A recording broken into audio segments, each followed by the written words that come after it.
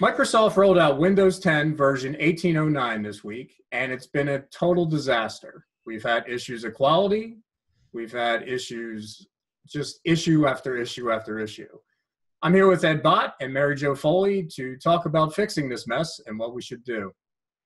Ed, what do you see as the big issues here?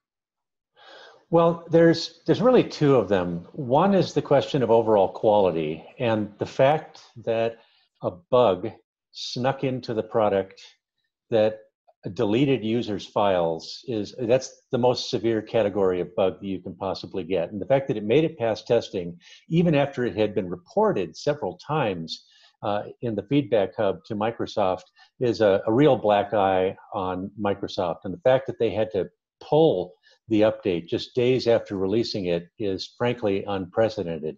So, part of the problem that we need to discuss is, do they have a quality problem with the way that they're releasing software?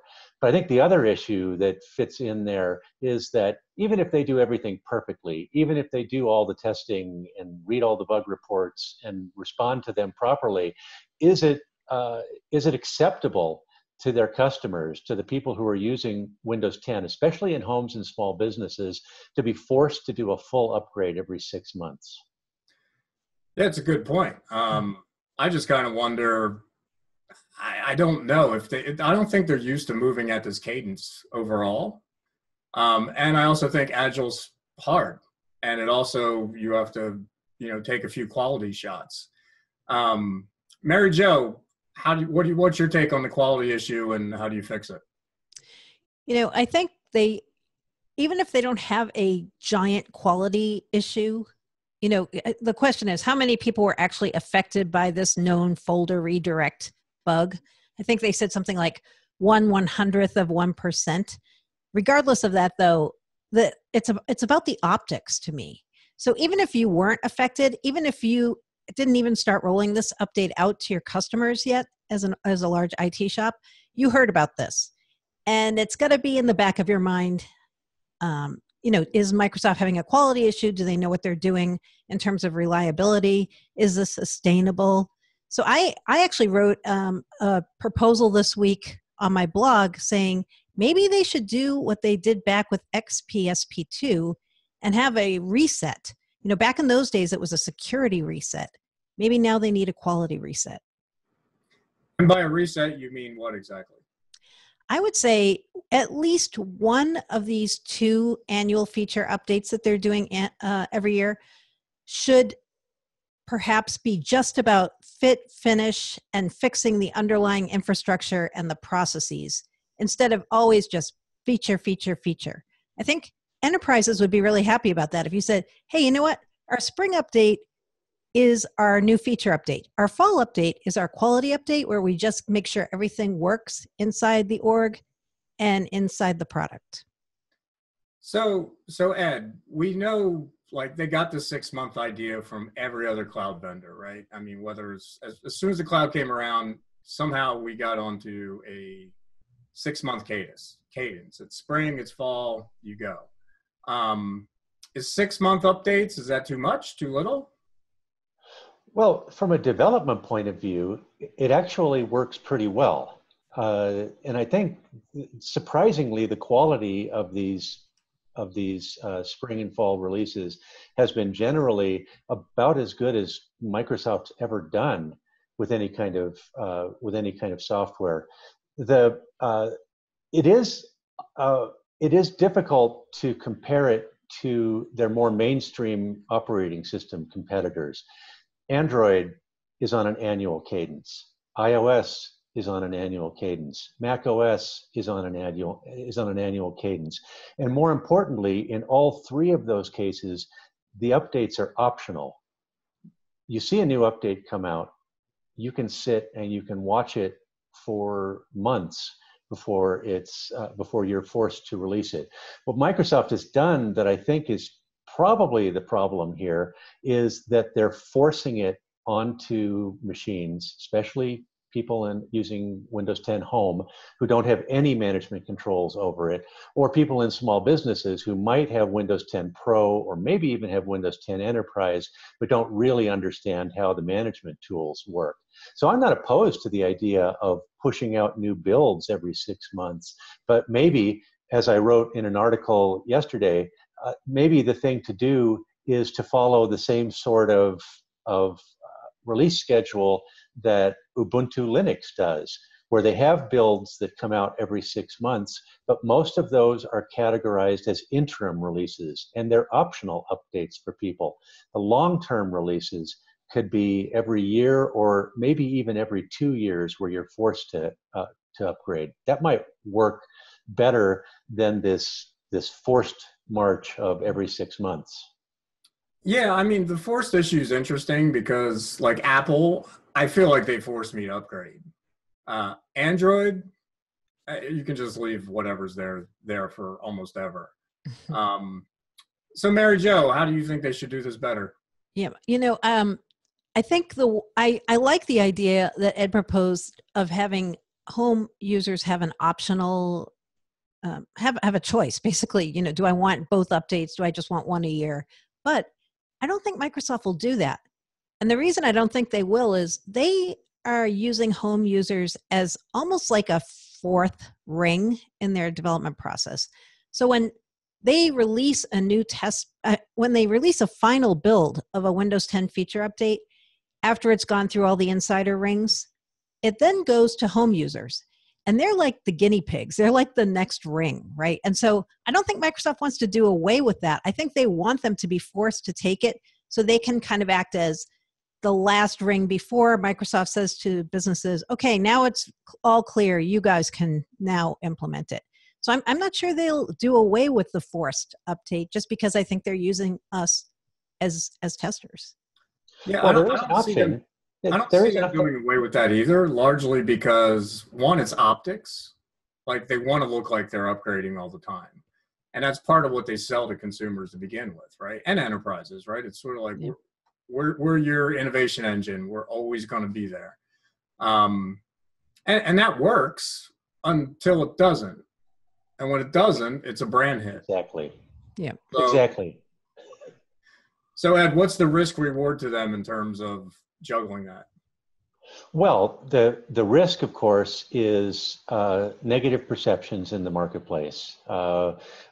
You basically get back to the situation of Windows Vista 12 plus years ago now, where it developed this reputation of being slow, unreliable, crashy, and such. I think Mary Jo has a really good point that the reward for them comes from basically turning the home users into the first wide-scale release that gives them an opportunity to test configurations that they literally can't test within a lab. So it's sort of necessary to do that. But I think maybe there's a middle path there, which is that they can offer incentives to people to upgrade. When a new upgrade, when say the April upgrade is ready, right now a box comes up that says, hey, guess what? The April updates here. You've got 7 days to approve its installation. You can delay it by up to 7 days or schedule the installation within the next 7 days. But if you don't schedule it, it's going to be installed within 7 days. Instead of doing that, maybe they sell the option to upgrade. Hi, would you like to be one of the first people to experience the spring 2019 update?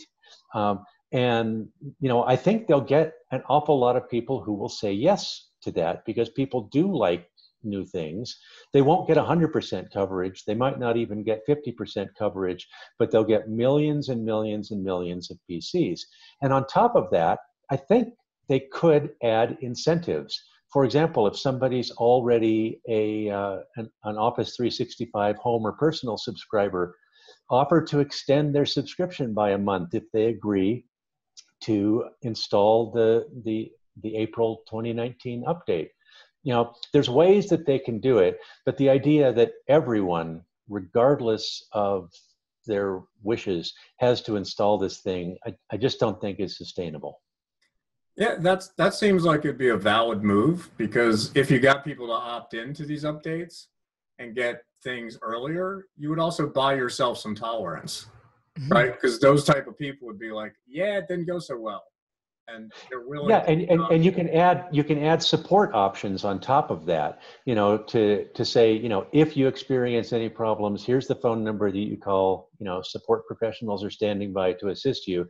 That's certainly what they did with the current bug that they're experiencing. All of those people were given support numbers to call, and as it is right now, if you have any kind of trouble installing a Windows 10 upgrade, you do have free support available to you. So there's no reason that they can't have, both the incentive and the helpline out there to make it appear that, hey, you're helping us, we're here to help you.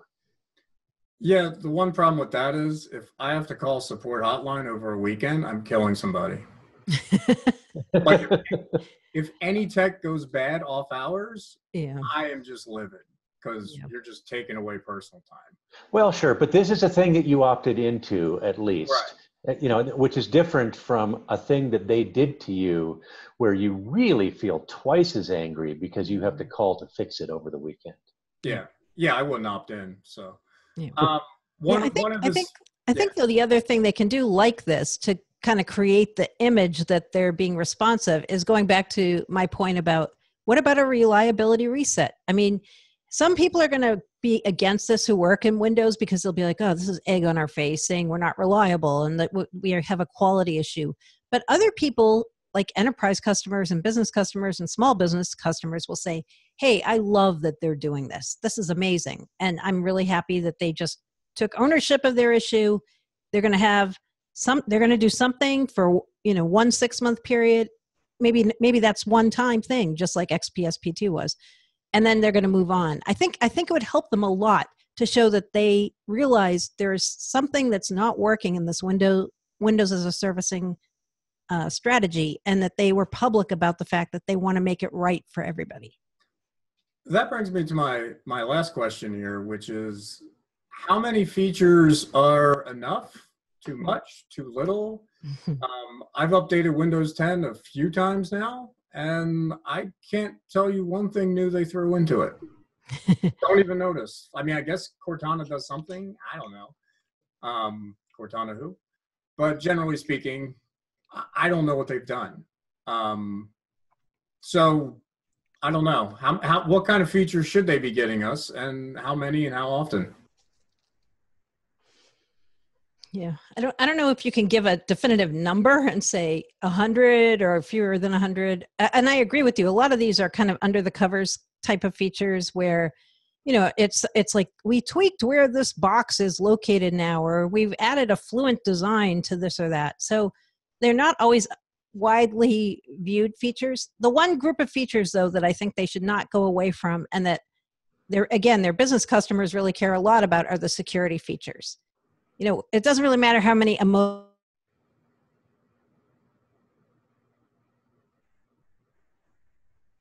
We all froze there. Mary Jo froze. I'm still here.